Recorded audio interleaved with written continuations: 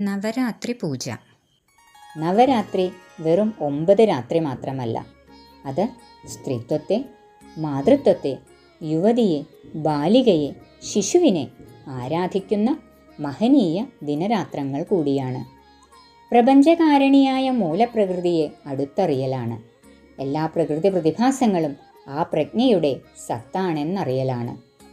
ഭൂമിയും പ്രകൃതിയും കാടും കടലും നദിയും ഒക്കെ അമ്മയായി കണ്ട ആ ആദിപരാശക്തിയുടെ മക്കളുടെ സ്വയം സമർപ്പിത ദിനങ്ങളാണവ. അമ്മയെ ഭഗവതിയായി കാണാൻ പറഞ്ഞ ഗുരുപരമ്പരകളിലൂടെ ആർജിച്ച അറിവിൻ്റെ വികാസ പ്രക്രിയ നവീകരിക്കേണ്ട ദിനങ്ങളാണ്. ഏതെല്ലാം വിദ്യകൾ നാം സ്വായത്തമാക്കിയോ അതെല്ലാം ആ വിദ്യാസരസ്വതിയുടെ ദാനങ്ങളാണ്. ഏതെല്ലാം കർമ്മങ്ങൾ നാം ചെയ്യുന്നുവോ അവ ആ ശക്തിസ്വരൂപിണിയുടെ അനുഗ്രഹം കൊണ്ടാണ്. പ്രപഞ്ചത്തിലെ പഞ്ചഭൂതാത്മകമായ ഏതു വസ്തുവിലും ശക്തിയിലും പ്രാണിനിലും എപ്രകാരം ആ അമ്മയുടെ ആദിപരാശക്തിയുടെ ചൈതന്യം മറഞ്ഞിരിക്കുന്നുവോ അതേ ചൈതന്യം അമ്മസ്ഥാനത്ത് തന്നിലും കുടിയിരിക്കുന്നുവെന്ന മഹനീയ സത്യം സ്വായത്തമാക്കലാണ്. നവരാത്രി കാലത്ത് മനസ്സും ബുദ്ധിയും ചിന്തയുമെല്ലാം സ്വയം ശുചീകരിക്കാൻ, നവീകരിക്കാൻ യജ്ഞിക്കേണ്ട ദിനങ്ങളായി മാറ്റാൻ കഴിയണം. ഈ കാണുന്നതിലെല്ലാം അമ്മയുണ്ട്. അമ്മയില്ലാതെ ഒന്നുമില്ല. നവരാത്രിയെക്കുറിച്ച് ചില പുണ്യകാര്യങ്ങൾ കൂടി ഇവിടെ കുറിക്കട്ടെ. വിദ്യയില്ലെങ്കിൽ മനുഷ്യർ മൃഗതുല്യരാകും. സകല കലകളുടെയും മൂർത്തിഭാവമാണ് വിദ്യാകരണിയായ മഹാസരസ്വതി.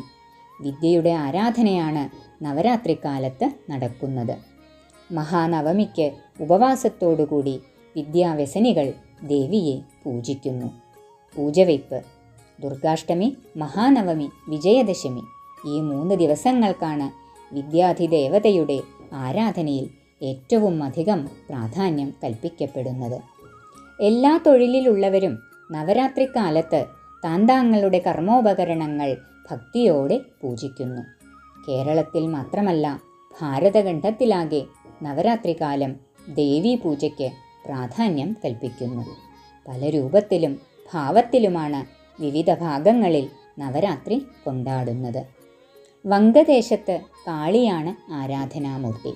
മൈസൂരിൽ ചാമുണ്ടേശ്വരി പൂജയാണ് മുഖ്യം. മറ്റു പല ഭാഗത്തും ആയുധ പൂജയ്ക്കാണ് പ്രാധാന്യം. മൈസൂർ ദസറ പേരു കേട്ടതാണ്. വർണ്ണശബളമാണ് മൈസൂർ ദസറ. മഹിഷപുരം എന്നായിരുന്നു മൈസൂറിൻ്റെ പുരാതന നാമം. അതിൽ നിന്നു തന്നെ ദസറയുടെ മഹാത്മ്യം ഊഹിക്കാം. കേരളത്തിൽ സരസ്വതി പൂജയ്ക്കാണ് പ്രാധാന്യം. ദുർഗ എന്ന അഭിധാനത്തോടുകൂടി പരാശക്തി ദേവന്മാരുടെ മുമ്പിൽ പ്രത്യക്ഷമായത് അഷ്ടമിക്കാണത്രേ. നവരാത്രിയിലെ 8ാം ദിവസമാണിത്. അതുകൊണ്ട് തന്നെ ഈ ദിവസത്തിന് ദുർഗാഷ്ടമി എന്ന് പേര് വന്നു. ഈ ദിവസമാണ് ഗ്രന്ഥങ്ങൾ, പുസ്തകങ്ങൾ മുതലായവ പൂജയ്ക്ക് വയ്ക്കുന്നത്. പൂജ വെച്ചാൽ എഴുത്തും വായനയും ഉപകരണങ്ങൾ ഉപയോഗിച്ചുള്ള മറ്റു കർമ്മങ്ങളും ദേവീ ഉപാസനയ്ക്കായി ഒഴിവാക്കുന്നു. വിജയദശമി ദിവസമാണ് വിദ്യാരംഭം. നവരാത്രി വ്രതം ആദ്യം അനുഷ്ഠിച്ചത് അവതാര പുരുഷനായ സാക്ഷാൽ ശ്രീരാമനാണ്. സീതാപഹരണത്തിനു ശേഷം കിഷ്കിന്ധയിൽ വെച്ചാണ് ദാശരഥി വ്രതം ആദ്യം തുടങ്ങിയതെന്ന് ദേവീ ഭാഗവതത്തിൽ പരാമർശിക്കുന്നുണ്ട്. ആ വ്രതം എല്ലാവരും വരും നാളുകളിൽ അനുഷ്ഠിക്കണമെന്ന് നിർബന്ധമാക്കിയത് സുദർശൻ എന്ന രാജാവായിരുന്നത്രേ. പല നാമങ്ങളിലായി സരസ്വതീ ദേവിയെ ഭക്തർ ഈ ദിവസങ്ങളിൽ ആരാധിക്കാറുണ്ട്. വീണാ സരസ്വതി, താണ്ഡവ സരസ്വതി, ഭാരതി, ബ്രാഹ്മി, വാഗീശ്വരി, ഗായത്രി ഇവ ഇതിൽ ചില ഭാവങ്ങളാണ്. മയിൽ വാഹനയായും ഹംസവാഹനയായും ദേവിയെ പൂജിക്കാറുണ്ട്. നവരാത്രിക്കാലം സംഗീതാർച്ചനക്കാലവുമാണ്. ഓരോ ദിവസവും ആലപിക്കേണ്ട കീർത്തനങ്ങൾ ശ്രീ സ്വാതി തിരുനാൾ ചിട്ടപ്പെടുത്തിയതാണ് പിൽക്കാലത്ത് ആചാരമായിട്ടുള്ളത്. കേട്ടാലും കേട്ടാലും മതിവരാത്ത പാഹി പർവ്വത നന്ദിനി എന്ന കീർത്തനം മഹാനവമിക്ക് ചൊല്ലുന്നു. നവരാത്രി മഹാത്മ്യം എത്ര പറഞ്ഞാലും തീരില്ല. ത്രിമൂർത്തികളും അവതാര ദേവതകളും ആരാധിച്ച ആ മഹാശക്തിയുടെ മുമ്പിൽ ഈ നവരാത്രികാലം സ്വയം അർപ്പിക്കാം.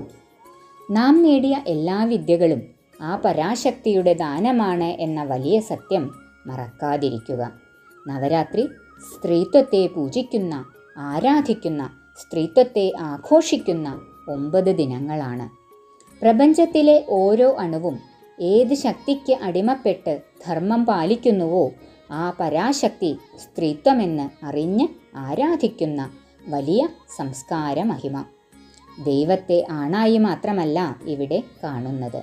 ലോകത്ത് മതങ്ങൾ പിറക്കുന്നതിനു മുമ്പേ പ്രപഞ്ചശക്തിയെ അമ്മയെന്ന് വിളിച്ച് പൂജിച്ച പ്രാചീന സംസ്കൃതിയുടെ തുടർച്ചയായി സനാതന സംസ്കൃതിയിലൂടെ ഇന്നും തുടരുന്ന ഗുരുപരമ്പരയ്ക്ക് മുഴുവൻ ആത്മപ്രണാമം.